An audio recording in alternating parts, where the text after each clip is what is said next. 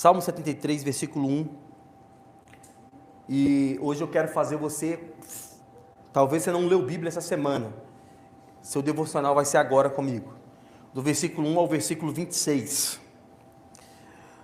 Diz assim a palavra de Deus: de fato, Deus é bom para com Israel, para com os de coração limpo.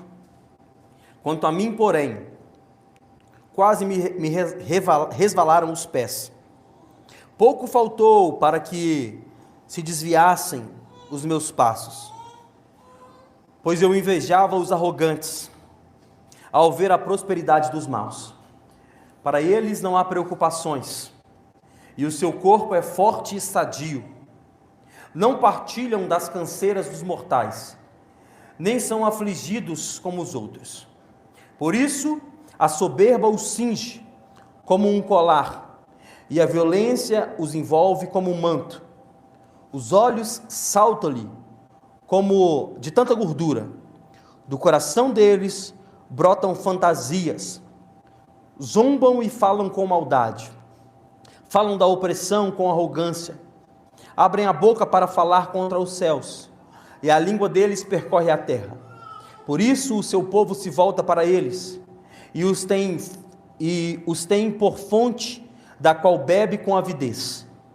Eles dizem: como Deus ficará sabendo? Por acaso o Altíssimo tem algum conhecimento? Eis que estes são os ímpios, e sempre tranquilos aumentam as suas riquezas. Com certeza foi inútil conservar puro o meu coração e lavar as minhas mãos na inocência, pois o dia inteiro sou afligido, e a cada manhã sou castigado. Se eu tivesse pensado em falar tais palavras, já aí teria traído a geração dos seus filhos, ó Deus. Só em refletir para compreender isso, achei que era tarefa difícil demais para mim. Até que entrei no santuário de Deus e descobri qual era o fim deles. Tu certamente os põe em lugares escorregadios e os fazes cair em destruição. Como são destruídos num instante, são totalmente aniquilados de terror, como acontece com um sonho, quando alguém acorda. Assim, ó Senhor, ao despertares, desprezarás a imagem deles. Quando o meu coração estava cheio de amargura, e o meu íntimo se comoveu, estava emburrecido e sem entendimento, era como um animal diante de ti. No entanto, estou sempre contigo, tu me seguras pela mão direita, tu me guias com o teu conselho, e depois me recebes na glória. Quem tenho eu no céu além de ti? E quem poderia eu querer na terra além de ti? Ainda que a minha carne, o meu coração desfaleçam, Deus é a fortaleza do meu coração e a minha herança para sempre. Vamos orar. Deus, nós louvamos ao Senhor por tua graça, pelo teu amor, Pai. Pedimos ao Senhor que a tua palavra fale em nosso coração e que nós possamos sair deste lugar totalmente transformados por ela. Estamos aqui desesperados para ouvir a tua voz, sabendo que o Senhor tem cuidado de nós e sabendo que o Senhor tem um direcionamento para nós essa noite. Em nome de Jesus. Amém. O que eu quero falar com vocês essa noite é sobre o título ou tema: a cura que procuramos. Eu quero falar sobre algumas doenças que têm acometido o nosso coração, e não só doenças por causa da genética, não só doenças por causa de algum problema que tivemos em nosso corpo, ou por má alimentação, que causaram essas doenças. Existem pessoas, por exemplo, que estão agora no hospital com câncer, estão mal, a saúde está debilitada, e talvez o câncer foi gerado pela genética, ou por algo do tipo. A pessoa não fez nada para que tivesse aquela doença, mas mesmo assim foi acometida.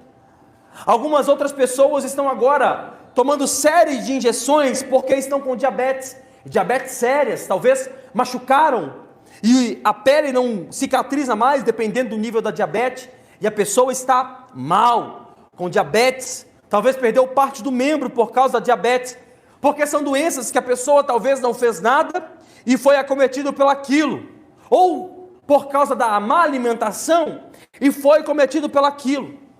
Mas mediante essas doenças rotineiras, essas doenças que alguns seres humanos sofrem, só existem duas coisas que nós, filhos de Deus, podemos fazer.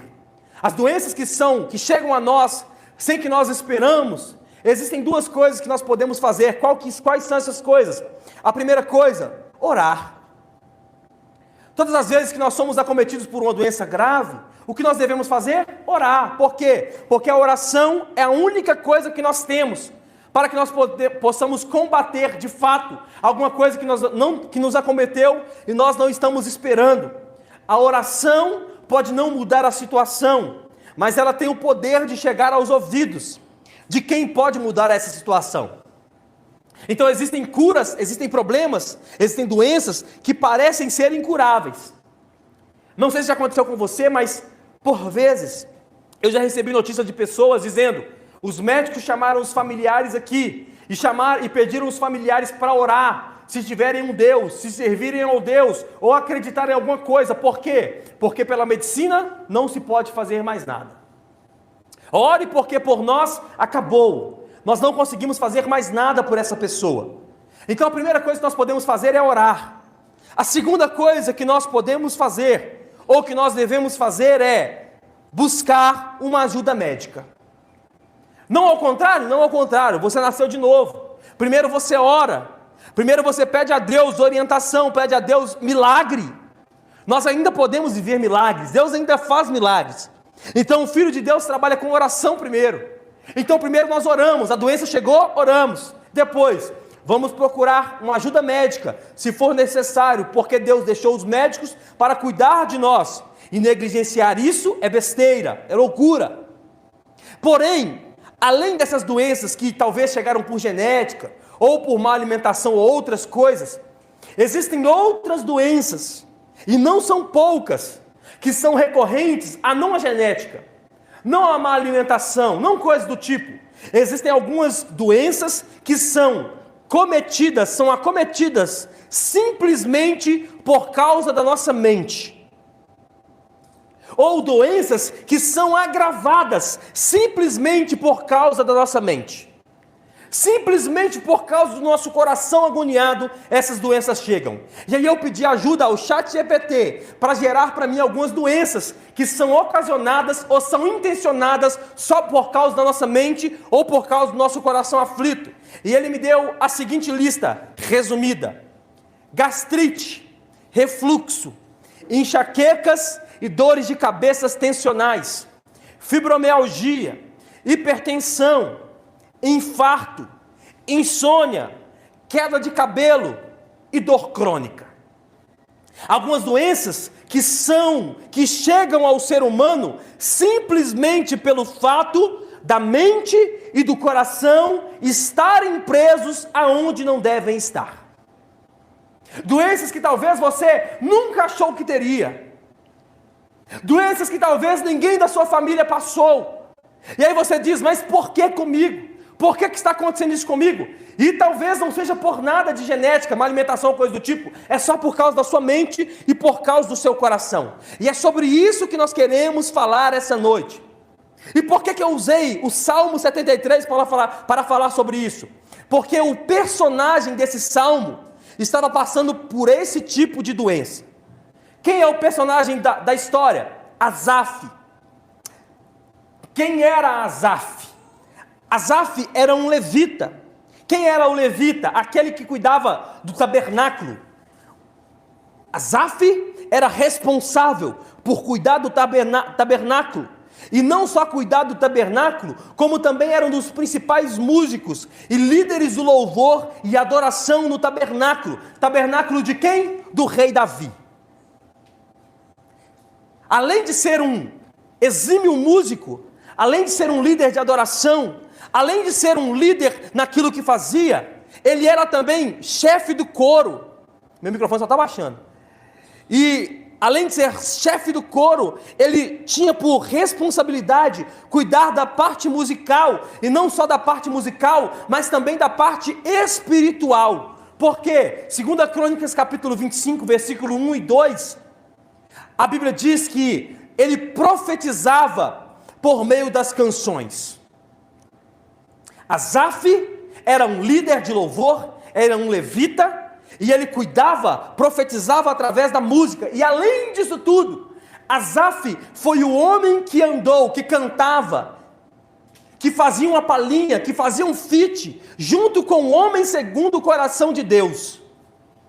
Asaf era um homem que cantava, que tocava junto com o rei Davi, o homem segundo o coração de Deus. O homem que tocava harpas e demônios eram expulsos. Esse era Asaf. E a Bíblia diz que esse Asaf, ou melhor, o próprio Asaf dizendo aquilo que estava passando, mas olhando para o cenário que Asaf vivia, talvez ele não tinha motivos para estar doente ou depressivo. Olhando para o cenário de Asaf, levita, quem era responsável pela sua alimentação era o povo, tocava junto com o rei Davi, vivia a vida junto com homens grandes, sacerdotes, junto com profetas.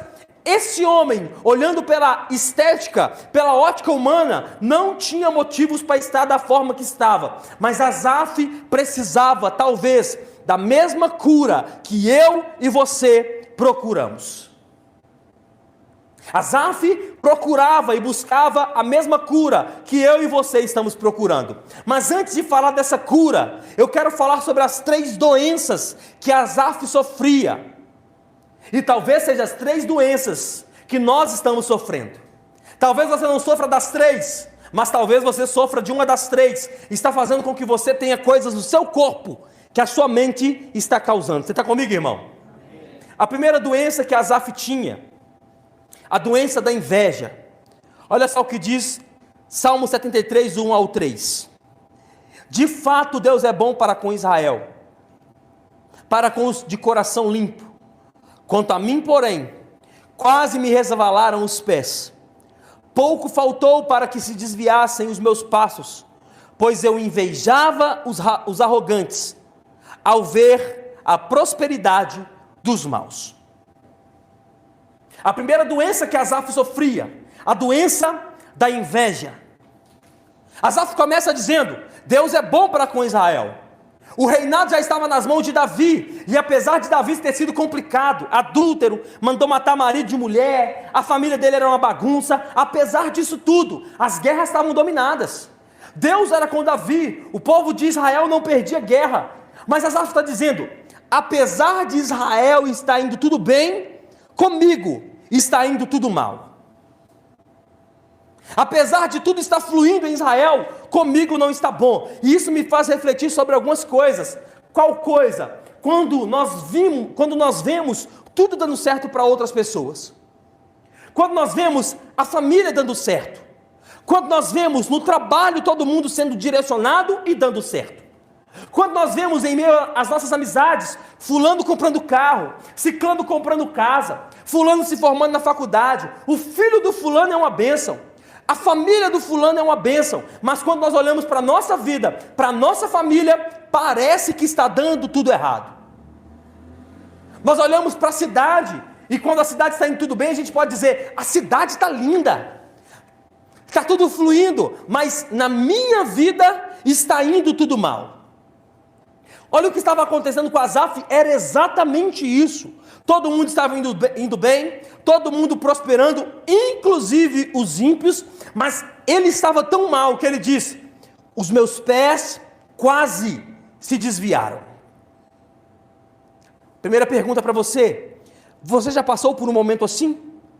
Todo mundo bem, todo mundo fluindo, você tem raiva de ir no churrasco da família, porque você vai chegar lá, está todo mundo chegando de carro novo, e você com o seu carro velho ainda. Você tem raiva de ir no churrasco da família, porque você vai chegar lá, vai alguém falar sobre a casa nova que comprou, sobre a faculdade nova que começou, e você não saiu do lugar ainda. Já passou por um momento assim? Asaf estava passando e ele diz um motivo. Qual que era o motivo que ele estava mal? Tão mal que os pés quase se desviaram. Ele diz: por inveja da prosperidade alheia. E aí qualquer semelhança conosco é mera coincidência. A inveja não vai só acabar com a sua mente. A inveja não deixa você avançar. A inveja não faz só com que sua mente fique conturbada, não. A inveja faz com que você não avance. Olha só, por causa da inveja, houve o primeiro homicídio na terra, na primeira família da terra. Qual é o homicídio? Caim e Abel. Eles se levantam e dizem, vamos fazer uma oferta? Vamos fazer a oferta. Aí eles chegam na terra para fazer a oferta, e aí chegam os dois com a oferta. Caim era plantador, era agricultor, aí ele chega com as ofertas da terra, e ele coloca lá como se fosse nada, pega os frutos da terra, joga num cesto e coloca lá para ver se Deus aceita. Abel não, Abel era pastor de ovelhas. Sabe o que Abel faz? Escolhe a melhor ovelha, pega a melhor ovelha, chega com essa ovelha até o Senhor e oferece essa ovelha para o Senhor. Resultado da oferta, Deus aceita a oferta de Abel e Deus rejeita a oferta de Caim. Qual que é o detalhe dessa história, irmão? Deus nem pediu a mesma oferta para os dois. A oferta de um era fruto, a oferta do outro era ovelha. Qual que é o problema? Caim se ira. E aí quando Caim se ira, Deus fala com ele. Qual que é o problema? O seu coração, se você resolver o seu coração, eu não vou te aceitar. Aí sabe o que eu entendo, irmãos? Que Deus não rejeitou a Caim por causa da sua oferta. Deus rejeitou a Caim por causa do seu coração. Por quê? O coração de Caim estava contaminado. O coração de Caim estava mal. Qual que era a dúvida de Caim? Por que é que Deus escolheu a oferta de Abel e não a minha? O problema de Caim não era, eu vou trazer uma oferta melhor e Deus vai aceitar. Não, ele diz, por que é que Deus aceitou a oferta de Caim e não a minha? Presta atenção, inveja é querer que o outro perca o que tem para que eu tenha, sem necessariamente fazer o esforço que o outro fez para conquistar. Eu quero que o outro tenha, ou melhor, eu quero que o outro perca o que ele tem, para que eu tenha, e eu não estou disposto a fazer o que o outro fez para conquistar aquilo que ele conquistou. O que Caim queria não era ser recebido pelo Senhor, o que Caim queria era ser recebido com o coração do Senhor, era ter o coração em Cristo Jesus, era ter o coração em Deus, respondido por Deus, assim como Abel teve, porém, sem fazer o mesmo sacrifício que Abel fez. A inveja destrói nossas vidas. O que é que nós devemos fazer? Viver nossa vida. Parar de olhar para o outro. Parar de conversar com o outro. Por quê? Porque a inveja é uma doença que não pode, ela vai nos destruir. Invejar a casa do outro, invejar a família do outro, invejar o carro do outro. Uma coisa é olhar e ter como referência, outra coisa é o invejar. A inveja não pode, ela vai destruir e vai acabar com a sua vida. Assim que Asaf estava, invejando a prosperidade do próximo. A segunda doença que Asaf estava sofrendo, a doença da comparação. Olha só o que diz o versículo 4 ao versículo 12. Para eles não há preocupações, o seu corpo é forte e sadio, não partilham das canseiras dos mortais, nem são afligidos como os outros. Por isso, a soberba os cinge como um colar, e a violência os envolve como um manto. Os olhos saltam-lhe de tanta gordura, do coração deles brotam fantasias, zombam e falam com maldade, falam da opressão com arrogância, abrem a boca para falar contra os céus, e a língua deles percorre a terra.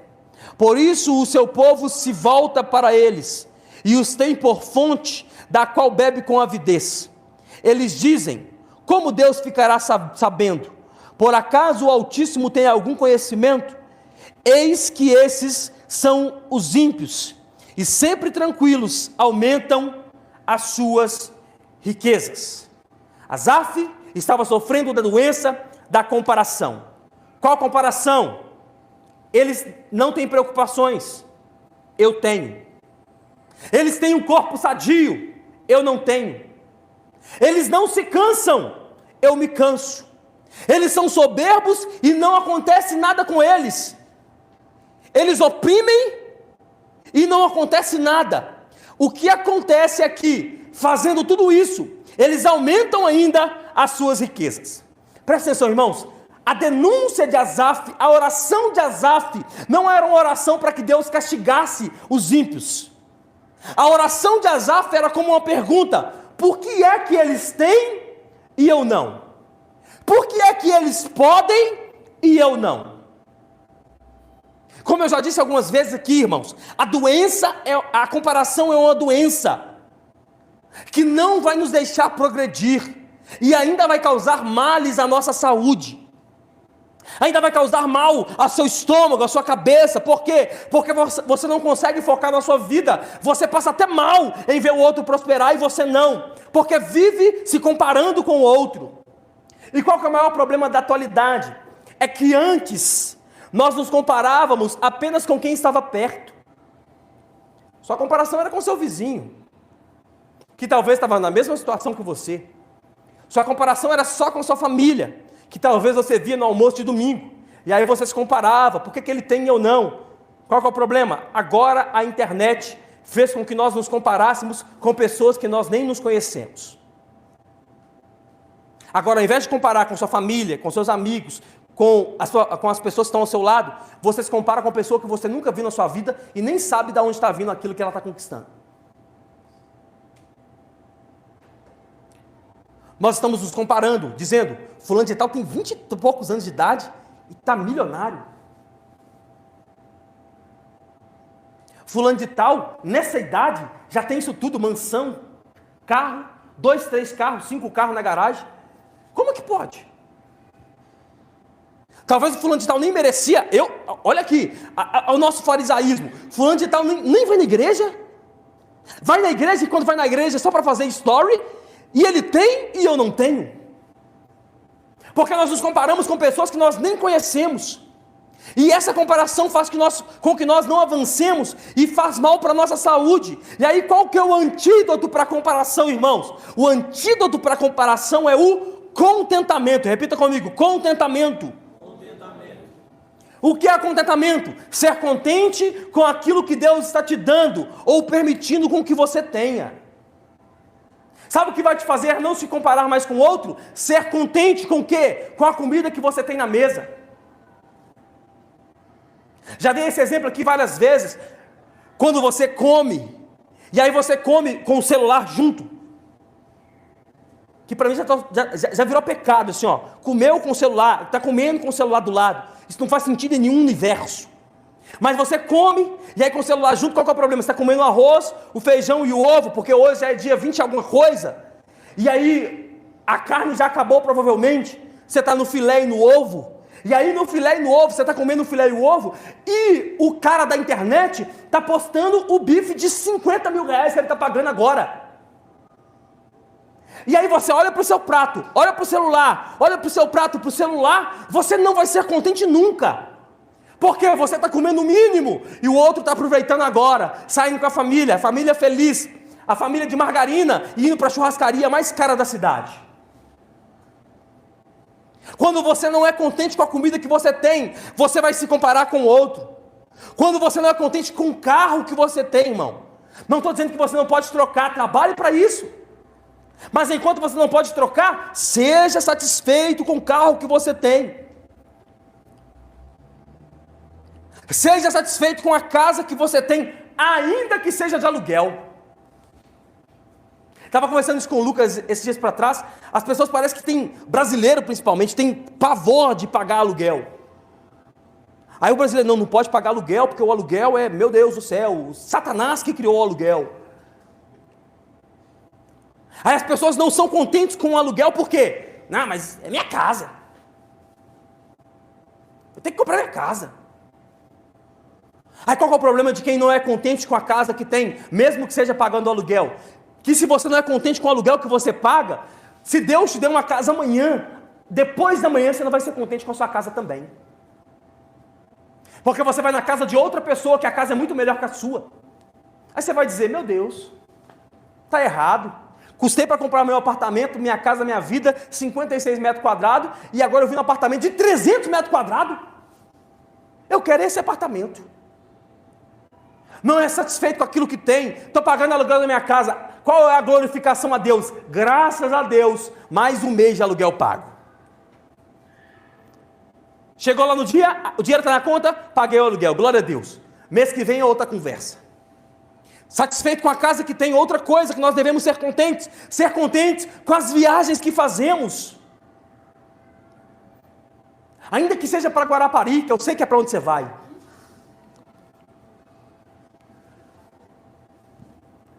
Ai, mas Guarapari, eu queria mesmo era Dubai.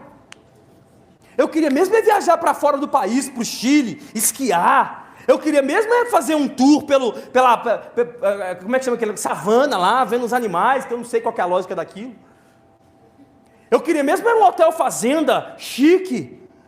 Aí quando você não agradece a Deus pelo Guarapari, dificilmente você agradecerá quando chegar uma viagem com um padrão mais alto. Por quê? Porque não há contentamento. O que nós devemos aprender, irmãos? Ser satisfeito com o que temos, até que Deus nos dê condição para adquirirmos algo melhor. Seja contente com o que você tem. Talvez você vai chegar em casa hoje e a comida está simples. Seja satisfeito com a comida simples. Talvez você vai sair ali agora e seu carro já está precisando de outro, mas seja satisfeito com um carro simples. Vai chegar em casa e talvez a casa não é o padrão que você quer ainda. Seja satisfeito com a casa. Talvez você vai viajar amanhã depois e talvez não é a viagem dos seus sonhos. Seja satisfeito com a sua viagem. Olha só o que diz Filipenses capítulo 4, versículo 10. Ora, muito me regozijei no Senhor, por finalmente reviver a vossa lembrança de mim, pois já vos tinhas lembrado, mas não tinhas tido oportunidade. Não digo isso como por necessidade, porque já aprendi, preste atenção, a me contentar com o que tenho. Sei estar abatido e sei também ter em abundância. Em toda maneira e em todas as coisas estou instruído, tanto a ter fartura como a ter fome, tanto a ter abundância quanto em padecer necessidade. Versículo 13: posso todas as coisas em Cristo que me fortalece. O pessoal gosta de falar, né? Tudo posso naquele que me fortalece, para levantar, para hypar, mas aqui, sabe o que Paulo está dizendo? Você viver no pouco, você viver no muito. Eu sou contente. Eu sou contente com aquilo que eu tenho. Eu sei agradecer a Deus por aquilo que eu tenho. Deixa eu dizer uma coisa, Deus te fez único. Portanto, não entre nessa doença de se comparar com o outro. O seu corpo não vai suportar. Você vai ficar entrando na rede social toda hora para ver o story atualizado. Ainda mais se você tiver você é crente, você não tem isso, né? Mas ainda mais se for uma pessoa que você tem alguma desavença. Alguma pessoa que você teve um resquício no passado, e aí você vai entrar toda hora dizendo, fulano. Não se compare. É uma doença que vai te destruir. Terceira doença que Asaf sofreu, a doença do desânimo. Versículo 13 diz assim: com certeza foi inútil conservar o meu coração puro. O microfone acabou. E levar as minhas mãos na inocência, pois o dia inteiro sou afligido, e cada manhã sou castigado. Se eu tivesse pensado em falar tais palavras, já teria traído a geração dos teus filhos, ó Deus. E só refletir para compreender isso parecia uma tarefa pesada demais para mim. Terceira doença, a doença do desânimo. Asaf estava desanimado. Agora ele está tão desanimado que ele coloca em xeque a sua devoção. Ele diz: Do que adianta ter um coração puro? Do que adianta viver em santidade? Do que adianta eu estar indo à igreja? Do que adianta eu estar orando? Do que adianta eu estar buscando ao Senhor? Asaf está dizendo, está aflito, dizendo: eu estou me desanimando, para baixo, sem força. E presta atenção, qualquer semelhança com algum de nós é mera coincidência. Vemos o avanço do outro e ficamos desanimados. Mas deixa eu te dizer, o desânimo é o último produto na prateleira de Satanás. Quando Satanás não tem mais nada para oferecer, sabe o que oferece? Desânimo. Quando já acabou a inveja, já acabou a comparação, já venceu o estudo, sabe o que Satanás fala? Larga esse tempo para lá, moço. Olha só, você está indo para a igreja, você está orando, você está buscando, e a sua vida não evolui. Larga esse negócio de lado. Fulano de tal nem na igreja vai estar evoluindo, e eu sei. Fulano de tal não faz nada, fulano de tal vive errado, vive em pecado, e a vida dele continua evoluindo, e você não. Aí você começa a desanimar, você começa a Bíblia não faz parte mais do seu adereço de coisas a ler durante a semana. A oração se torna algo quase nunca. A devoção se torna algo que você não faz mais, não quer mais se manter em santidade. Por quê? Porque você olhou para o outro, invejou o outro, se comparou com o outro, e agora o desânimo bateu. Fulano de tal não faz, e tem. Fulano de tal não é, e tem. Eu estou gastando a minha vida na igreja do Senhor, e eu não tenho nada, mas fulano de tal tem. Talvez você chegou neste lugar hoje desanimado, dizendo: não consigo mais, não aguento mais, minha família não avança, os meus negócios não avançam, o meu trabalho é sempre a mesma coisa, a minha casa é sempre a mesma coisa. Mas deixa eu te dizer, olhar para as circunstâncias apenas vai nos gerar inveja, vai nos gerar comparação e vai nos gerar desânimo. Era o que Asaf estava sofrendo. Mas Asaf descobriu a cura para tudo isso, e o Bill pode vir para eu começar a finalizar. Asaf descobriu que existe um antídoto, uma cura, para acabar com essas doenças que são a cura, é a cura que nós estamos procurando. A primeira coisa que Asaf descobriu, qual é a cura que Asaf descobriu? Ele lembrou que Deus é justo. Olha só o que diz do versículo 17 ao versículo 20. Até que entrei no santuário de Deus e descobri qual seria o fim deles. Tu certamente os pões em lugares escorregadios e os fazes cair na destruição. Como são destruídos no instante, são totalmente aniquilados de terror. Como acontece com um sonho, quando alguém acorda, assim, ó Deus, ao despertares, desprezará a imagem deles.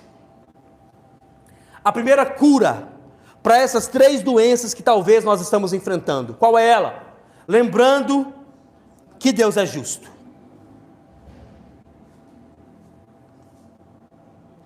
O que Asaf está dizendo? Apesar deles terem dinheiro, apesar deles serem fortes, apesar deles terem tudo o que querem, isso não os faz filhos de Deus.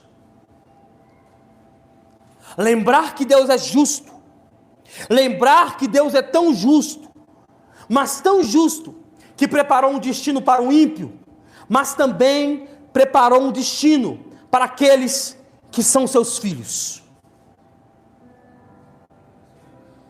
Qual é a cura para a inveja? Qual é a cura para a comparação? Qual é a cura para o desânimo? Deus é justo. Deus só não preparou um castigo para o ímpio, mas também Deus preparou uma recompensa para aqueles que o servem de coração. Asaf diz: até que eu entrei no seu templo, no seu santo templo, e descobri quem tu és. A frase de Abraham Kuyper, com um segundo no inferno, o ímpio vai se esquecer das delícias que ele viveu na terra.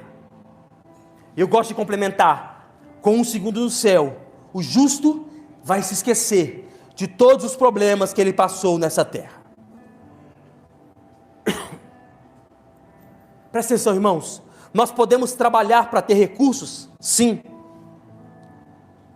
Devemos trabalhar, devemos cuidar de nossa saúde o máximo que pudermos? Sim. Devemos estudar para melhorar a nossa situação? Sim. Porém, lembrar da justiça de Deus nos faz refletir que nós podemos correr atrás das riquezas da terra, e que às vezes o ímpio pode até ter mais do que nós, mas existe uma coisa que o ímpio não consegue nem com esforço. Existe uma coisa que nós conseguimos e não foi com esforço. A primeira coisa, a primeira cura que precisamos é lembrar que o nosso Deus é justo. Sabe qual é o nosso problema? O nosso problema é que somos salvos, mas vivemos como se fôssemos perdidos. O nosso problema é que nós somos filhos, mas vivemos como se fôssemos órfãos. O nosso problema é que somos curados, mas vivemos como se fôssemos doentes. Carregamos a maior verdade que existe, mas falamos dela como se fosse uma mentira. Deus é justo. A justiça em Deus. A cura que nós precisamos é lembrar que nós podemos fazer aqui, nós podemos correr atrás aqui, mas aquilo que Deus poderia fazer por nós e nós não conseguiríamos fazer, Ele já fez na cruz do Calvário, que foi garantir a nossa salvação para todo sempre. A segunda cura que precisamos, do versículo 21 ao versículo 24, diz assim: quando o meu coração estava cheio de amargura, e o meu íntimo se comoveu, eu estava embrutecido e sem entendimento, era como um animal diante de ti. No entanto, estou sempre contigo, tu me seguras pela minha mão direita, tu me guias com o teu conselho, e depois me recebes na tua glória. Segunda cura que precisamos, lembrar de quem Deus é. Lembrar que Deus pode fazer todas as coisas. Nós devemos lembrar que Deus, o nosso Deus, não é um Deus pequeno.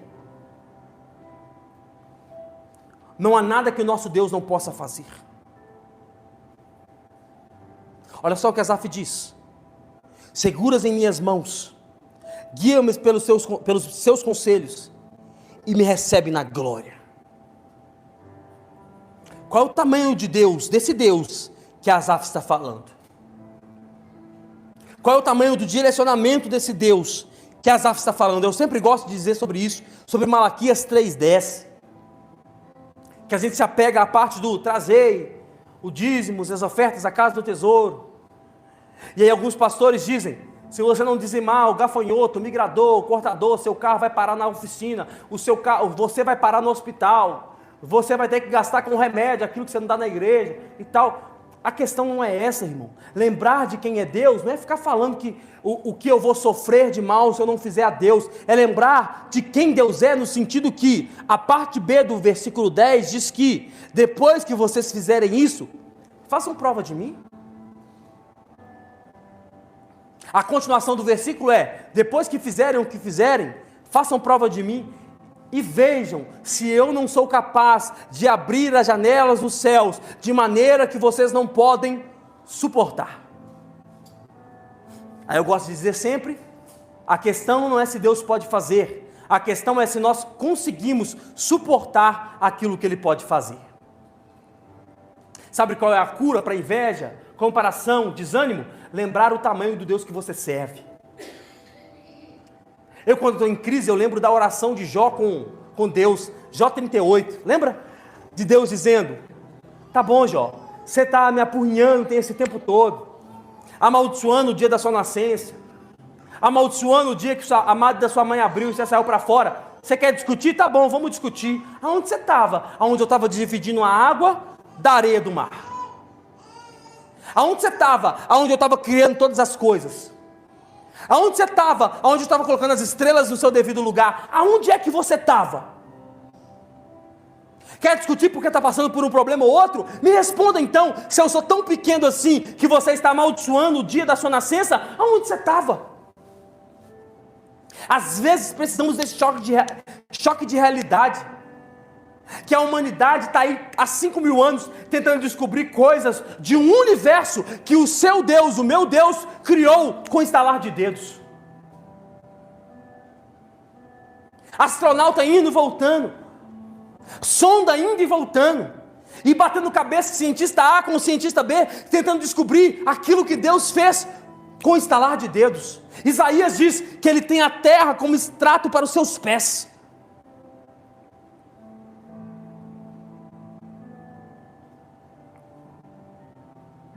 Quando nós estamos em crise, pensando, Deus, até quando? Deus, o porquê? O remédio, o antídoto para lembrarmos é, quem é esse Deus? A medicina está aí há milhares de anos, e como eu disse no início, existem doenças que eles não conseguiram descobrir a cura, que quando Deus quer, uma oração faz com que pessoas sejam curadas. A medicina está aí há anos, e não conseguiram descobrir ainda como pode fazer um útero funcionar fora de uma mulher. Tem noção disso? Há pelo menos 5.000 anos que o homem existe e não sabem como gerar uma vida, a não ser um homem ter relação com a mulher, essa mulher engravidar, 9 meses de gestação e nascer uma criança. Nunca nasceu uma criança feita em laboratório. Mas o seu Deus, o meu Deus, usou terra, barro, argila e soprou vento, soprou o seu espírito dentro de um boneco que virou um homem. Aí a gente fica discutindo, Deus, cadê? E o Senhor? Meu Deus, olha o tamanho do Deus que servimos. Asaf teve essa percepção, qual é o tamanho do Deus que eu sirvo? Qual é o tamanho do Deus que eu sirvo? E essa é a segunda cura, lembre do tamanho do Deus que você serve. E a terceira e última coisa que Asaf faz, é uma das orações mais lindas da Bíblia, versículo 25 e 26 diz assim: que tenho eu no céu além de ti? E quem poderia eu querer na terra além de ti? Ainda que a minha carne e o meu coração se desfaleçam, Deus é a minha fortaleza, Deus é a fortaleza do meu coração, e a minha herança para sempre. Deus, nós queremos saúde. Deus, nós precisamos de dinheiro, sim. Deus, queremos casa própria, sim. Deus, queremos um carro melhor, sim. Mas o que Asaf diz é o seguinte: tudo bem, os ímpios estão prosperando, tudo bem, eles não estão adoecendo, tudo bem, parece que eles estão evoluindo mais do que eu, mas o final da oração de Asaf é: apesar disso tudo, não há no céu algo que eu queira além de ti. Rua de ouro, muro com pedras preciosas, moradas. Asaf diz: não quero nada disso. O que eu quero no céu é o Senhor. Aí ele complementa dizendo: além do céu, na terra, não há nada que eu queira além de ti. Ainda que eu perca tudo, a única coisa que eu não posso perder é o Senhor. É a oração de Davi, lembra? Quando ele se adultera com Betseba e depois ele manda matar Urias e o Senhor vem o castigando. A oração do Salmo 51 é a oração de pedido de perdão de Davi. Sabe o que ele fala? Ó Deus, o Senhor disse lá que ia matar o menino que Betseba engravidou, não mata não. Ó Deus, o Senhor disse que a espada não se afastaria da minha casa. Tira a espada da minha casa, deixa meus filhos viverem em paz. A oração de Davi foi essa? Não. Sabe qual foi a oração de Davi? Cria em mim, ó Deus, um coração puro, reto.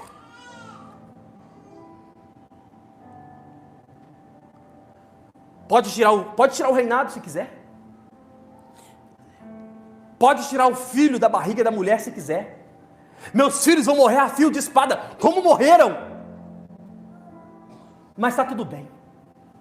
A única coisa que eu não aceito perder é o Senhor. A única coisa que eu não aceito perder não são as coisas dessa terra. Davi poderia dizer: Deus, por favor, tira os filhos, tira o menino, mas não tira o reinado. Não, Davi não quis nada da terra.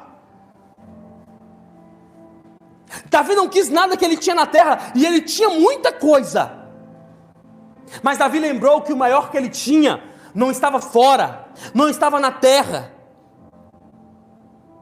Davi lembrou que o maior que ele tinha não eram bens materiais, não era o seu reinado, não era as muitas mulheres, não era muito dinheiro, não era o ouro, não era a prata. Davi lembrou que a única coisa que ele tinha de mais valioso era o Senhor, tanto no céu quanto na terra. A cura para a inveja, a cura para a comparação, a cura para o desânimo está em lembrarmos que não há nada mais importante para nós, nem no céu, nem na terra, nem debaixo da terra, que o nosso Senhor. A cura que precisamos é termos um encontro e intimidade com o próprio Deus. Essa é a cura que precisamos. Nos dedicarmos mais, orarmos mais, buscarmos o Senhor enquanto podemos achar. Asaf descobriu a cura. Não sei se a situação de Asaf mudou do dia para a noite, não sei nem se mudou. Mas como eu disse, por um tempo que eu passei por um período mal, as orações fazem isso.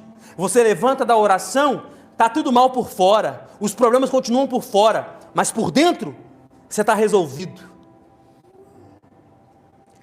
Você continuou não achando soluções fora, mas olhou para dentro e lembrou quem é o Deus que você serve.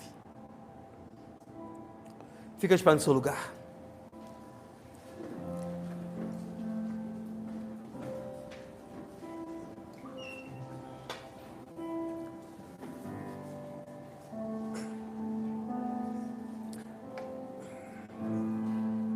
Trabalhe para que você possa adquirir aquilo que você quer. Estude para que você possa melhorar a sua situação de vida. Mas jamais aceite colocar nada disso acima daquilo que de fato importa. Só você vê os ricos por aí. Eu não estou criticando, não. Eu também quero ter muito dinheiro. Mas o rico, que é só rico de dinheiro, sabe o que ele faz? Troca de carro por semana. Por semana. Carro com 1.000 quilômetros rodado. 1.000 quilômetros você roda no mês. O cara vai lá e troca o carro com 1.000 quilômetros. É porque ele precisa de outro carro? Não. É porque alguém comprou outro carro melhor e ele precisa se mostrar melhor do que o outro. Trocando de mansões. Eu fico vendo mansão na televisão. Já confessei essa questão para vocês. E aí eu vejo as mansões que eu falo, não há nada na terra melhor do que isso. Vai vender e vai para onde? Mas é porque a maioria das vezes ele foi para casa de um amigo que tem uma mansão muito melhor e diz, uai, eu não posso estar um nível abaixo do fulano de tal.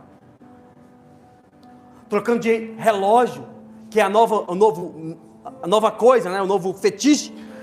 Relógio de 150, aí o de 150 não dá mais, aí tem que ser o de 300, o de 2 milhões. 2 milhões de reais para marcar a hora. É para marcar a hora mesmo? Porque o de 20 faz a mesma coisa, não é para marcar a hora. É porque se ele chega na roda dos amigos com um relógio de 20, as pessoas olham para ele estranho. Porque vale o que tem. Nós somos filhos de Deus.